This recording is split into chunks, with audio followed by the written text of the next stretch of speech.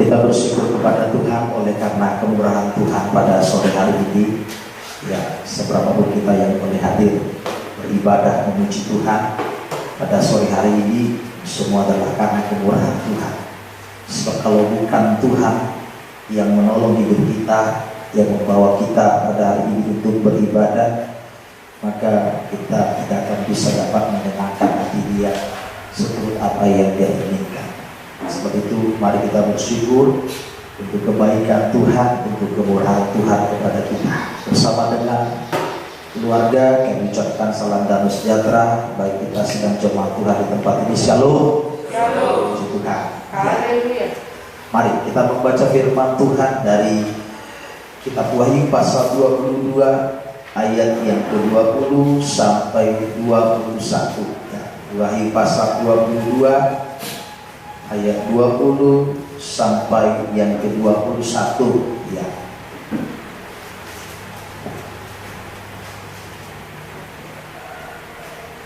Demikian firman Tuhan.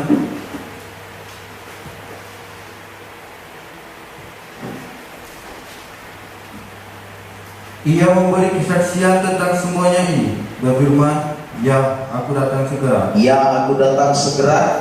Amin. Datanglah Tuhan Yesus. Ya. Kasih karunia Tuhan Yesus menyertai kamu sekalian. Amin. Iya. Ayat 20 sampai 21, ayat ini dinyatakan kepada kehidupan kita.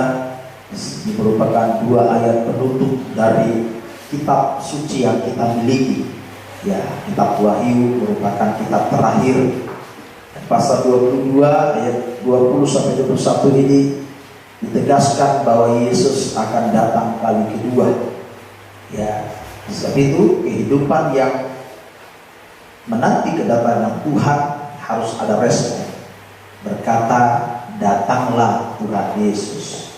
Itulah sikap. Kalau kita berkata tidak, kita hanya diam, ya kita akan mengalami kerugian. Sebab apa? Siap atau tidak siap, Tuhan pasti datang. Nah, persoalannya kalau Tuhan datang, kita ini sudah masuk ketentuan Tuhan tidak. Nah, ini yang jadi pergumulan bagi kehidupan kita. Nah, pada ayat 21 dikatakan, kasih karunia Tuhan menyertai kamu sekalian. Orang yang menanti kedatangan Tuhan Yesus yang datang kali kedua sebagai Raja di atas segala raja, Tuhan di atas segala Tuhan, mempelai pria surga, maka gereja itu harus hidup dalam kasih karunia. Kasih karunia Tuhan itu apa? Yang pertama adalah dalam Yohanes 3 dikatakan, karena begitu besar kasih Allah ke dunia ini, supaya setiap orang yang percaya kepadanya tidak binasa, melainkan beroleh hidup yang kekal. Kasih karunia Tuhan yang pertama adalah keselamatan. Nah, hargailah, hiduplah dalam karunia yang Tuhan berikan, kasih karunia itu. Artinya apa? Kalau Yesus sudah mati bagi kehidupan kita, maka mari hiduplah di dalam kebenaran. Karena Yesus mati untuk membenarkan kita, untuk mendamaikan dosa kita, dan melahirkan kita menjadi manusia baru. Kasih karunia Tuhan yang kedua adalah, kasih karunia Tuhan itu adalah teguran. Dalam Wahyu pasal 3 ayat 19 dikatakan, coba baca Wahyu 3 ayat 19. Ya, barang siapa ku kasihi, siapa ku kasihi, ia kutegur dan kuhajar. ia kutegur dan kuhajar. Sebab itu relakanlah hatimu dan bertobat. Jadi kasih karunia yang kedua. Nanti kita akan dengar selanjutnya kasih karunia yang ketiga, keempat, dan seterusnya. Nah, minggu lalu kita sudah mendengar kehidupan yang menanti kedatangan Tuhan harus hidup dalam kasih karunia. Nah, bagaimana sikap kita terhadap kasih karunia Tuhan? Ya, kita sudah mendengar kasih karunia pertama adalah bagaimana kita diselamatkan lewat pengorbanan. Nah, gereja yang hidup dalam kasih karunia adalah gereja yang mempunyai sikap menghargai kasih karunia itu. 2 Korintus 6 ayat yang pertama sampai yang ketiga, kita lihat sikap terhadap kasih karunia, sikap benar yang Tuhan inginkan itu dalam 2 Korintus 6 ayat yang pertama sampai yang ketiga. Ya, sebagai teman-teman sekerja, ya, kami menasihati kamu kami menasihatkan kamu, Rasul Paulus katakan, supaya kamu jangan membuat menjadi sia-sia kasih karunia Allah yang telah kamu terima. Jangan sia-siakan kasih karunia Allah yang telah diberikan kepada engkau. Yesus sudah mati bagimu, maka jangan sampai kau jatuh ke dalam dosa lagi. Sebab kematiannya telah menghapus dosa kita, membuka jalan bagi kita untuk bisa masuk ke dalam kerajaan surga. Maka Rasul Paulus katakan jangan sia-siakan korban Kristus ya. Kemudian ayat 2, sebab Allah berfirman, iya, pada waktu aku berkenan, aku akan mendengarkan engkau. Dan pada hari aku menyelamatkan, aku akan menolong engkau. Iya, selanjutnya, sesungguhnya waktu ini adalah waktu perkenaan itu. Sesungguhnya hari ini adalah hari penyelamatan itu. Dalam hal apapun kami tidak memberi sebab orang tersandung, supaya pelayanan kami jangan sampai dicela. Ya, sikap yang benar terhadap kasih karunia Tuhan yang pertama adalah jangan menyia-nyiakan kasih karunia Tuhan. Jadi jangan sia-siakan kebaikan Tuhan, pengorbanan Kristus. Minggu lalu saya sampaikan kepada kita sebagai kehidupan muda, remaja yang menghargai kebaikan orang tua. Kalau dia menjadi seorang yang mendapat sekolah atau mendapat kesempatan untuk sekolah sampai ke jenjang yang tinggi, maka hargailah itu dengan cara belajar yang baik, ya, sampai nanti bisa lulus, lalu bisa bekerja, dan setidaknya dia bisa menyenangkan hati orang tua seperti yang diharapkan. Nah, demikian juga kita. Kalau Yesus sudah mati bagi kita untuk menyelamatkan kita dari hukuman dosa ialah maut, maka praktek kehidupan kita menghargai sikap yang benar itu adalah jangan sampai kita sia-siakan. Yesus sudah mati bagi kita, jangan sampai kamu jatuh ke dalam dosa lagi. Itu saudara. Nah, prakteknya disebutkan pada ayat yang ketiga, tidak menjadi sandungan dan tidak tersandung. Lalu dikatakan bagaimana hal-hal yang bisa menyandungi kita dari dalam, dari diri kita sendiri, dan dari luar. Dari dalam itu adalah mata kita yang sering melihat orang lain, tangan kita, kaki kita, itu bicara dari dalam diri kita. Yang kedua dari luar, harta, tahta, bahkan sampai kepada wanita atau pasangan hidup. Artinya orang-orang di luar kita. Kadangkala gara-gara pasangan hidup kita tidak lagi ikut Tuhan Yesus dengan sungguh-sungguh. Ya, kita yang tadinya pelayan Tuhan di gereja Tuhan, tiba-tiba karena kecantol dengan seorang perempuan, dia cantik, akhirnya tinggalkan Tuhan Yesus. Nah itu, jadi menyandungi orang, kok begitu ya pelayan Tuhan, nah gitu. Nah, tinggalkan Tuhan Yesus demi seorang wanita yang berbeda keyakinan. Padahal boleh saja dia mendapatkan, tapi belum tentu setelah dia menikah dia bisa bertahan. Nah ini. Nah, harta juga, bagaimana kehidupan yang sudah ditolong Tuhan, diselamatkan Tuhan hanya karena kekayaan dunia, dia menjadi kehidupan yang menjadi sandungan bagi orang lain. Dia tidak lagi sungguh-sungguh beribadah, apalagi jabatan. Nah, sekarang kita dengar firman Tuhan lebih lanjut. Kemari sumber-sumber daripada sandungan itu dari diri kita, dari orang lain. Nah, kita dengar firman Tuhan lebih lanjut supaya kita tidak menyia-nyiakan kasih karunia Tuhan, supaya kita tidak tersandung dan tidak menjadi sandungan. Apa yang harus kita kerjakan supaya kita terbebas dari sandungan? Nah, jadi sandungan bagaimana? Saudara kasihkan sudah disampaikan kepada kita, namanya sandungan batu. Kalau di depan kita ada batu, ketika kita tabrak maka terjadi kita sakit. Sakit itu bisa membuat kita jatuh, sakit juga bisa membuat kita berhenti. Bagaimana masalah di depan kita yang kita hadapi itu sudah melukai kita, akhirnya membuat kita berhenti, tidak lagi beribadah, tidak lagi melayani Tuhan, tidak ikut Tuhan. Atau masalah yang ada di depan kita membuat kita berhenti, tidak bisa berbuat kasih lagi, tidak bisa lagi mengampuni, tidak bisa lagi menolong orang. Nah, sekarang bagaimana supaya terbebas dari sambungan? Kalau kemarin sumbernya, sekarang bagaimana supaya terbebas? Kita baca 1 Yohanes 2 ayat 10. Ini yang pertama, cara supaya kita terbebas dari sandungan dan supaya tidak menyandungi orang lain. 1 Yohanes pasal 2 ayat 10. Kita baca ya. Apa dikatakan di sana?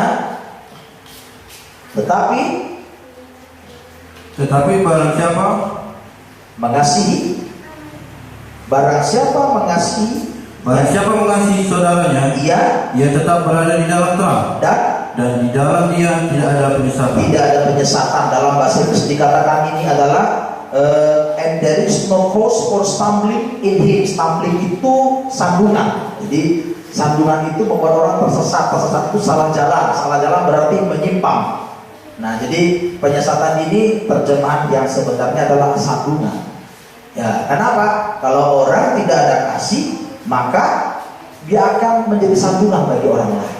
Nah, jadi yang pertama adalah bagaimana supaya kita terbebas dari sandungan, kita tidak tersandung dan tidak menyandungi orang lain. Maka yang pertama adalah milikilah kasih Tuhan. Jadi hidup dalam kasih. Nah, Bapak Ibu saudara kasih, kalau engkau supaya tidak menyandungi orang lain dan tidak bersatu, maka dalam dirimu harus ada kasih. Tuhan bilang dalam surat 1 Korintus kepada kita, bagaimana 3 hal harus tinggal dalam hidup kita: iman, pengharapan, dan kasih. Dan yang paling besar diantaranya ialah kasih. Iman itu karena mendengar firman Allah, percaya. Pengharapan itu orang yang menaruh pengharapan kepada Tuhan itu bicara penyucian. Jadi orang yang punya iman yang luar biasa, dia hidup dalam penyucian tapi tidak punya kasih, ini bahaya. Jadi jangan sampai kita sebagai kehidupan, oke, kita punya firman yang luar biasa, kita hidup dalam kekudusan, kita hidup dalam pengajaran, tapi ingat kita juga makhluk sosial.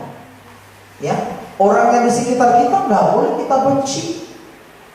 Itu bukan ajaran Kristus. Ya, kalau ada orang yang sudah mengikut Tuhan, lalu kemudian dia terhilang, maka pekerjaan kita adalah mendoakan. Saudara ingat perumpamaan tentang anak bungsu yang terhilang? Kan anak bungsu yang terhilang itu dia berada di rumah Bapa, karena dia berada di rumah Bapa, dia melayani Bapa. Itulah Bapa itu bicara tentang Tuhan, rohani. Diberkati, akhirnya Tuhan berikanlah bagian dia, bagian anak sulung, anak bungsu. Ketika anak bungsu ini mendapat berkat, dia pergi keluar, dia tinggalkan bapaknya, dan dia pergi jauh-jauh, dan dia merasa sudah puas dengan apa yang dia terima. Lalu mulailah dia berfoya-foya menghabiskan hartanya. Dia berpikir mungkin, ya dengan cara begini saya jauh dari Bapak, saya jauh dari orang-orang sekitar saya bisa berbuat apa saja. Tapi tanpa disangka-sangka, Tuhan kirimkan suatu masa yang sangat sulit baginya. Waktu itu saudara kasih, ya, apa yang terjadi? Hartanya habis, dia tidak mau tahu mau ngapain lagi. Akhirnya pekerjaan yang bisa dia kerjakan hanyalah memberi makan bayi, hanya memberi makan. Ya, dia bekerja kepada seorang majikan, lalu dia diberi kesempatan, ini kerja mau kasih makan babi ya. Tapi ternyata karena saking laparnya dia mau makan makanan babi itu pun tidak diperbolehkan. Ya, lalu dia sadar, di rumah bapakku begitu banyak makanan berlimpah-limpah, aku di sini kelaparan. Oleh sebab itu biarlah aku balik ke rumah bapakku, aku minta maaf. Walaupun saya tidak dianggap anak, saya jadi pekerja sebentar. Tapi yang terjadi ketika anak itu ada di tempat yang jauh, bapaknya melihat, kan gitu, bapaknya, itu anakku, langsung dikejar, dia berlari, melucu, lari, dipeluknya anak itu. Sudah sih. Jadi apa yang terjadi? Ternyata bapak ini dia tidak mencari anak itu, tetapi dia mengharapkan anak itu kembali. Buktinya apa? Ketika dilihat dari jauh, dia sendiri lari mengejar dan dipeluknya anak itu. Lalu diperintahkan kepada budaknya, siapkan jubah yang maha indah, ambilkan kasut, sepatu seperti selop itu, pakai tahu, ya, sebeli lembu tanggung, dan berikan dia cincin. Bapak Ibu saudara, ya, kehidupan ini sudah diberkati oleh Tuhan, tapi dia terhilang. Nah ini Bapak Ibu saudara kasih, kenapa? Dia lupa dengan kasih Bapa. tapi Bapak ini terus mendoakan. Ya, jadi kami juga hamba Tuhan, didoakanlah. Kalau melihat ada hamba Tuhan lain sakit hati melihat jemaat begini, berarti kasihnya masih kurang. Dia bukan sesat, namanya dia manusia biasa. Itu biasa saja, saudara. Kadang-kadang kita nggak bisa memaafkan dia sesaat, tetapi setelah waktu berjalan kita bisa. Tapi itulah manusia. Ya, jadi iman itu pengajaran yang luar biasa. Iman muncul karena mendengar firman Allah. Pengharapan itu hidup dalam kebencian, tapi tanpa kasih. Yang ketiga, semuanya tidak ada berguna. Ya, jadi kita harus menaruh belas kasihan bagi orang yang belum hidup dalam kebencian. Ketika kita tegur dia dengan baik, dia tidak mau, maka pekerjaan yang kita kerjakan selanjutnya, jangan sakiti dia dengan terus-menerus menegur, tapi doakan. Amin. Itu sebenarnya.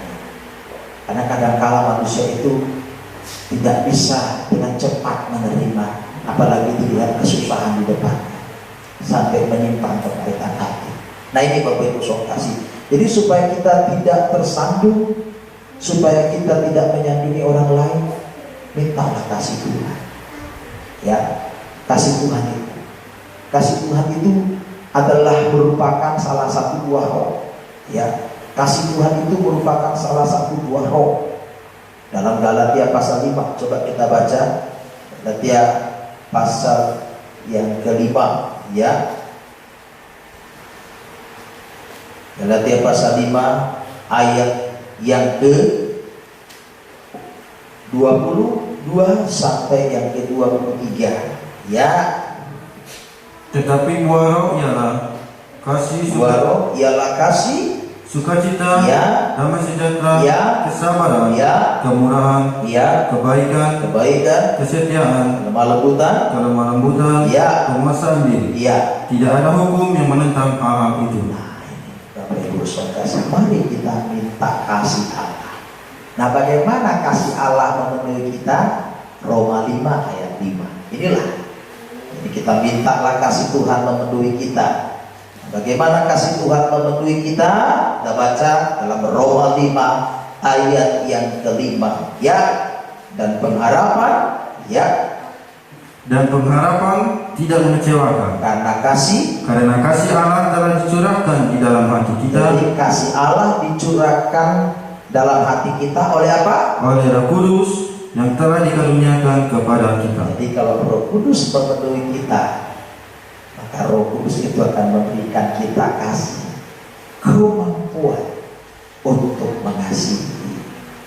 Ya, sehingga Bapak Ibu nggak lagi mudah tersandung. Ya, jadi kalau kita melihat satu orang hamba Tuhan, pendeta, gembala sidang atau imam-imam, kita sudah tersandung. Ya, saya nggak tahu Bapak Ibu saudara kasih. Mungkin ini sudah membuat kita akhirnya tidak mau lagi sungguh-sungguh itu. Ingat, Tuhan Yesus sudah bilang, nabi-nabi palsu itu ada. Jadi bicara kepalsuan dengan jatuh ke dalam dosa itu berbeda. Menjadi sandungan itu berbeda. Kalau kepalsuan malah dengan kebohongan. Tetapi kalau orang jadi sandungan, itu ada kaitan dengan tabiat atau karakter. Ya, tabiat atau karakter, kebiasaan. Jadi umat Tuhan juga dididik Tuhan untuk bisa mengerti, jangan berkata karena kita orang Batak maka adat kita yang paling bagus. Kalau memang kalau orang Batak yang paling bagus, kenapa tidak pernah orang Batak jadi presiden? Nah, gitu kan? Nah, suku Jawa juga atau suku Manado, suku apa saja, tidak boleh berkata kita yang terbaik. Ya, semua ada plus minus, ya, plus minusnya. Ya, ada yang bisa diterima, makanya kita perlu berbaur, perlu belajar, perlu berteman, sehingga apa yang plus di orang itu bisa kita dapatkan untuk kita. Makanya kalau banyak pengalaman orang berkata, kalau kita merantau, sedikitnya kebiasaan kita yang tadinya cuma satu yang bagus, jadi bisa dua, bisa tiga. Jadi makin banyak kita berbaur, berkenalan, ya, makin banyak kita mendengar orang, kita akan tahu. Nah, semoga Tuhan bisa menolong kita. Milikilah kasih. Kenapa? Kasih itu salah satu dalam 1 Korintus itu disebutkan kasih itu murah hati. Nah, kadangkala karena memang tidak ada kasih pada kita, karena kita melihat dia jadi santungan, kita nggak bisa murah hati, nggak bisa memberi lagi. Nah, itu sampai kasih. Tuhan mengajar kita untuk berbuat kasih kepada Tuhan, prakteknya kepada sesama. Jadi ini Bapak Ibu Saudara kasih. Berikan kasihmu kepada Tuhan, kasihi Tuhan, prakteknya mengasihi sesama. Ini Bapak Ibu Saudara. Jadi mari kita berdoa, Tuhan beri saya kasih-Mu, beri saya Roh Kudus-Mu, penuhi selalu saya, pimpin saya supaya saya tidak tersandung. Ya tersandung. Tersandung itu bicara hal-hal yang bisa menghalangi kita untuk maju. Ya, orang yang suka terlambat. Ya, saya banyak menghadapi itu Bapak Ibu Saudara. Ya, jemaat Tuhan ada yang juga yang selalu terlambat Saudara. Ya, kalau di Kota Baru di Jambi itu sudah berapa kali berubah jadwal Saudara. Pertama waktu dulu dibuka ibadah itu jam 11. Ya, berubah turun jam 10. Berubah lagi jadi 9. Berubah lagi jam 8. Sekarang tadi pagi jam setengah 8. Ya, jam 11 dia juga yang terlambat. Jam 10 dia juga yang terlambat. Jam setengah 8 dia juga yang terlambat. Ya sudahlah, mungkin begitulah dulu dia. Ya, kadang-kadang kita bilang loh, kenapa ya sudah nggak apa-apa. Ya, semoga dia tidak terlambat ketika Tuhan datang, itu saja. Ya mungkin saja namanya lambat.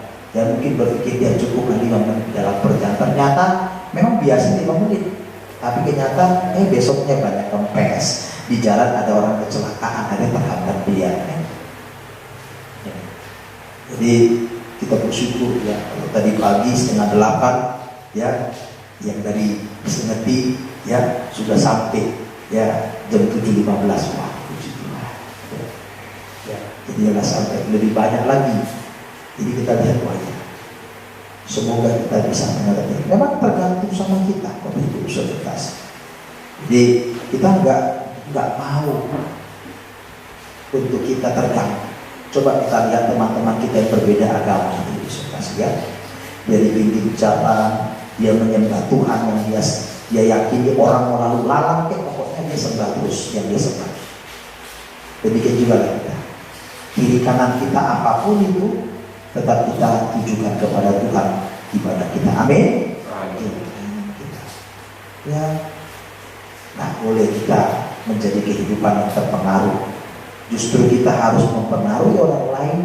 Garam itu kan mempengaruhi supaya ada rasa, jadi asik, enak. Ya, demikianlah kehidupan kita. Bapak Ibu di tempat ini saudara kasihnya kita saksi. Garamilah ya sekitar kita, keliling kita lewat kesaksian kita, sampai satu saat mereka terbuka dan melihat benar-benar Tuhan itu menyertai dan mengasihi kita. Jadi yang pertama, miliki kasih. Kalau kita tidak ada kasih, gak mungkin kita bisa memaafkan orang. Makanya ketika Yesus berkata kepada para murid, 70 kali dalam satu hari orang datang minta maaf kepadamu, ampunilah dia. Apa jawab para murid? Tuhan, kalau begitu tambahkanlah iman kami. Iman kami. Ya, tambahkan. Ya, semoga kita bisa mengerti. Itu yang pertama. Lalu yang kedua, jadi sudah memiliki kasih. Yang kedua yang harus kita miliki, 1 Petrus 2 ayat 6 sampai 7. Ya, 1 Petrus 2 ayat 6 sampai 7. Tadi memiliki kasih. Kasih itu dicurahkan bagi kita lewat Roh Kudus. Artinya apa? Berdoalah supaya Roh Kudus memenuhi kita, menyertai kita. Kasih Allah semakin dicurahkan dalam hidup kita. 1 Petrus 2 ayat 6 sampai 7. Apa katanya? Sebab ada tertulis dalam kitab suci. Sesungguhnya aku meletakkan di Sion. Sebuah batu yang terpilih. Sebuah batu penjuru yang mahal. Dan siapa yang percaya kepadanya tidak akan dipermalukan. Kemudian karena itu bagi kamu yang percaya ia mahal. Tetapi bagi mereka yang tidak percaya, batu yang telah dibuang oleh tukang-tukang bangunan telah menjadi batu penjuru. Juga telah menjadi batu sentuhan dan suatu batu sandulan. Kristus Yesus harus kita miliki. Kalau kita tidak memiliki Kristus Yesus, kita akan tersandung oleh dosa. Kalau kita memiliki Yesus, maka kita akan memandang Dia yang sudah berkorban bagi kita untuk keselamatan kita, sehingga kita tidak akan tersandung karena perkataan, sikap, pandangan orang lain yang berbeda dengan kita. Jadi kita nggak goyah, nggak tergantung perkataan kita. Biar kita kumpulan kita kecil, ya, sebab kita ini beribadah kepada Tuhan itu kemurahan Tuhan. Jadi sebab itu mari kita milih percaya kepada Kristus Yesus sebagai batu penjuru. Jadi kalau kita percaya kepada Dia, kita dibangun di atas Kristus sebagai batu karang kita, batu karang yang teguh itu. Jadi kalau kita dibangun atas dasar Kristus, kita pasti. Artinya apa? Semua karena Tuhan. Aku hidup karena Tuhan. Aku bisa begini karena Tuhan. Kalaupun saya harus menghadapi ini, semua izin Tuhan, dan Tuhan pasti menolong saya. Amin. Makanya satu surat dalam surat Petrus itu dikatakan, kalau kamu yang salah saja tidak mau menanggung akibat kesalahan, bagaimana kita bisa menderita bukan karena kesalahan? Coba surat 1 Petrus ya pasal yang kedua, ayat yang ke-19 sampai yang ke-22 kita baca. Nah ini supaya kita tidak tersandung, tidak jatuh, tidak mundur, tidak berhenti dalam ikut Tuhan karena penderitaan masalah yang kita hadapi yang bukan karena kesalahan kita. Ayat 19 sampai 22. Sebab adalah kasih karunia jika seorang karena sadar akan kehendak Allah menanggung penderitaan yang tidak harus dia tanggung. Jadi dia menderita bukan karena kesalahannya, dia tidak harus tanggung itu, tapi dia mau tanggung sebab dapatkah disebut pujian jika kamu menderita pukulan karena kamu berbuat dosa. Ada pujian datang bagi orang yang salah, ya, tetapi jika kamu berbuat baik dan karena itu kamu harus menderita, maka itu adalah kasih karunia pada Allah. Ayat 21, sebab untuk itulah kamu dipanggil, ya, karena Kristus pun telah menderita untuk kamu, ya, dan telah meninggalkan teladan bagimu, supaya kamu mengikuti jejaknya. Sampai di situ Bapak Ibu Saudara. Ayat 22 terakhir, ia tidak berbuat dosa, kemudian dan tipu tidak ada dalam mulutnya. Sampai di situ. Jadi supaya kita tidak tersandung, yang kedua adalah dibangun di atas dasar Kristus.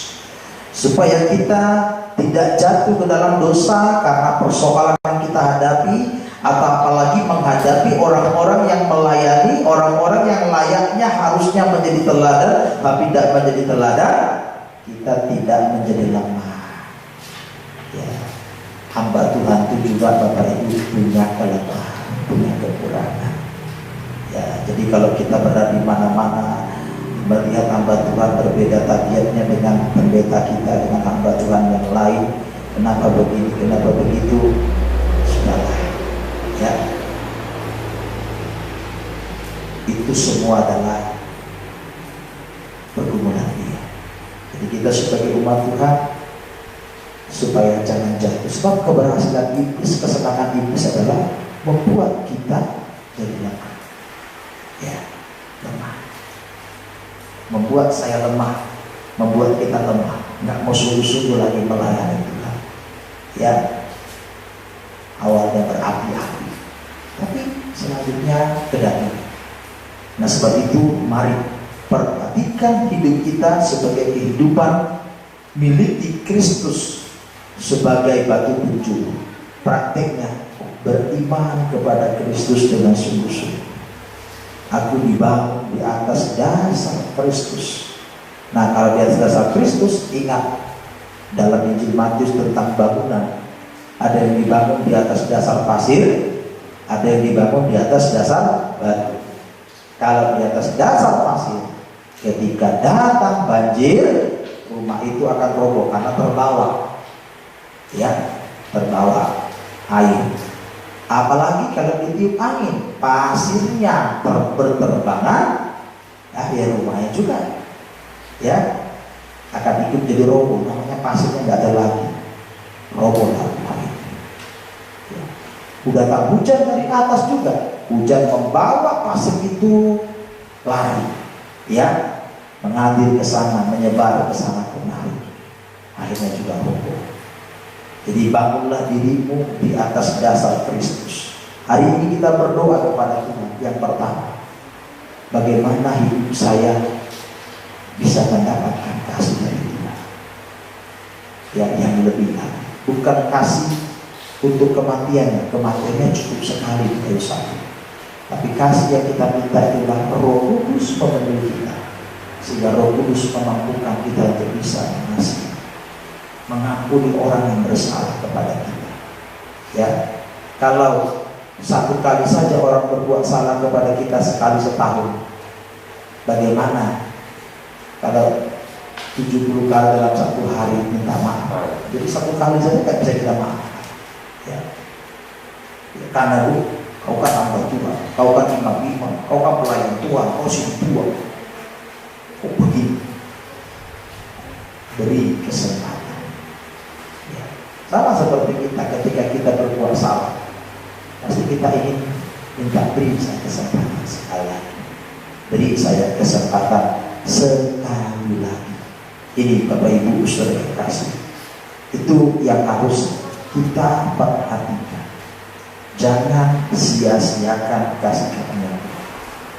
Ya. Jadi minggu lalu kita mendengar hal yang menyebabkan sandungan. Sekarang bagaimana pencegahan? Itulah orang-orang yang hidup dalam kasih karunia. Dia tidak akan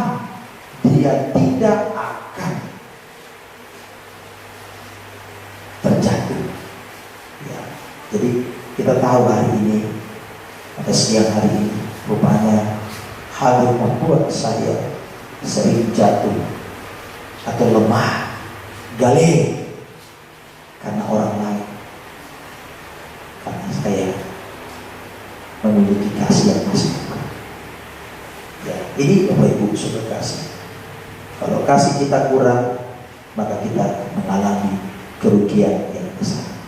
Sedikit lagi, yang kedua, sikap yang pertama terhadap kasih karunia jangan sia-siakan. Nah, sekarang sikap yang kedua, kita akan baca Ibrani 12 ayat 15. Surat Ibrani pasal yang ke-12 ayat 15. Ya, sikap pertama, jangan sia-siakan. Ya, Tuhan sudah mati bagimu, jangan karena sandungan orang, karena sandungan yang terjadi membuat engkau lemah, engkau undur dari Tuhan, akhirnya menjadi murtad. Kan lihat banyak kan, ya, kalau kita lihat orang-orang yang meninggalkan Tuhan Yesus itu karena kecewa. Orang Kristen begini, orang Kristen begini, padahal bukan begitu ajaran Kristen. Ya, kalau kita mau lihat karena ini kita tinggalkan, kecuali ya kalau karena Tuhan Yesus, lain cerita. Ini karena orang Kristen. Seringkali banyak orang tinggalkan karena orang Kristen begini sikapnya. Itu lain proses. Ya, harus kita mengerti, namanya pengikut Tuhan. Ada yang setia, ada yang tidak, ada yang jujur. Nah, ini baru Ibu Saudara. Jadi jangan sia-siakan. Jangan sampai keselamatan itu hilang dari kehidupan kita karena kita terus-menerus bersambung akhirnya berhenti untuk melakukan kehendak Allah. Yang kedua, Ibrani 12 ayat 15. Apa katanya? Sikap yang benar terhadap kasih karunia Tuhan. Ya, jagalah supaya jangan ada seorang pun menjauhkan diri dari kasih karunia Allah. Menjauhkan diri, jangan menjauhkan diri dari kasih karunia Allah. Agar jangan tumbuh akar yang pahit. Agar jangan tumbuh akar yang pahit yang menimbulkan kerusuhan dan mencemarkan banyak orang. Kasih karunia Tuhan, jangan jauhkan diri. Apa kasih karunia Tuhan yang tidak boleh kita jauhi supaya jangan muncul akar pahit dalam hidup kita, kepahitan hati kepada orang lain, yang dimana kepahitan itu bisa membuat kerusuhan. Namanya rusuh itu keributan dan perpecahan. Tadi bersahabat, sekarang jadi tidak, jadi bermusuhan. Apa kasih karunia Tuhan? Wahyu pasal yang ketiga ayat 19. Kita baca ya, kitab Wahyu pasal 3 ayat yang ke-19. Apa katanya? Barang siapa ku kasihi, ia ku tegur dan ku hajar. Sebab itu relakanlah hatimu dan bertobatlah. Kasih karunia Tuhan yang tidak boleh kita jauhi adalah teguran Tuhan, firman Allah. Bapak Ibu saudara kasih, kalau kita ditegur oleh Tuhan, itu akan membuat kita untuk berhenti berbuat dosa. Amin. Pasti, ya kan? Kalau kita menjauhkan diri dari firman Allah, tidak mau mendengar firman Allah, maka terjadi apa? Sedikit-sedikit kepahitan hati kepada orang lain. Nah, kepahitan hati membuat kita menjaga jarak. Jaga jarak membuat kita menjadi permusuhan. Itu dikatakan tadi. Ya. Janganlah engkau sampai menjauhkan diri dari kasih karunia Tuhan. Jadi kasih karunia Tuhan, kematian yang di kayu salib membuat kita diperdamaikan, lalu kita mendapat kesempatan beribadah kepada Tuhan. Lewat kita beribadah kepada Tuhan, kita mendengar firman.